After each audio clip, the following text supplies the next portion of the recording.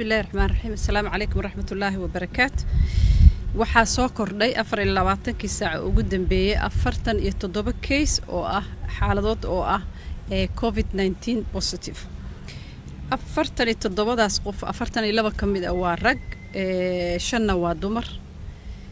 meelaha ay kala joogaan Puntland waxaa laga helay 19, Banaadir waxaa laga helay 13, Somaliland waxaa laga helay 8, Koonfur Galbeedna waxaa laga helay 7.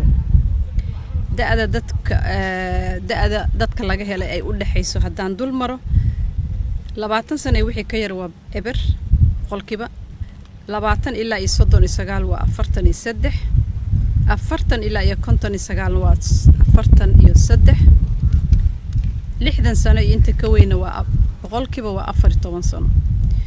tirada guud ee dadka laga helay wadanka waxay gaaraysaa 1502. waxaa u geeriyootay 2 qof, Ilaahay u naxariisto, qof Banaadir jooga iyo qof Somaliland jooga.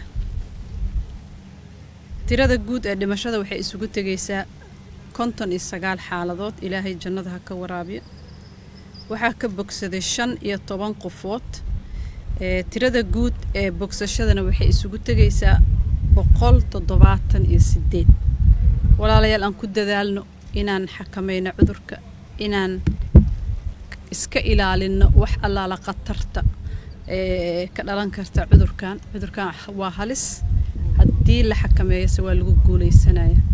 in ma aragtay meelaha ciriiriga la iska ilaaliyo, in afka la xirto markii la baxaayo, gacmaha in la isaga dhaqo saabuun iyo waxyaalaha loogu talagalayo nadiifiska ah lagu dhaqdo, in meelaha ciriiriga laga joogo, in qofka haddii uu calaamadihii arko inuu wacdo nambaradii loogu talagalay oo la siin doono talooyin iyo waana wax walba ku aadan. in ma aragtay dadka waaweyn oo cudurrada raaga qaba si xanaano gaar ah la siiyo. qofka haddii uu fahmo qofka la jooga inuu leeyahay calaamadihii wax u dhow cudurka, in ma aragtay laga feejignaado, qofka gooni loo haayo, loo waca nambaradii, lala taliyo, uu raadsado meesha ugu horeyso caafimaad. dawladdu waxay ku dadaalaysaa inay sii badiso awoodeeda baaritaan la gaarsiiyo wadanka dhan si xawli ah loo keeno mashiinadii loogu talagalay. oo dadaalkaas jira, laakiin bulshadana waajibka saaran waxa waa inay u nuglaato, ay maqasho talooyinka caafimaad la siinayo si ma aragtay cudurka aan uga guuleysano haddii alla idmo. waxaan isula dardaarmaynaa aan dadaalno. Ilaahay hana garab galo. Wassalaamu calaykum waraxmatullahi.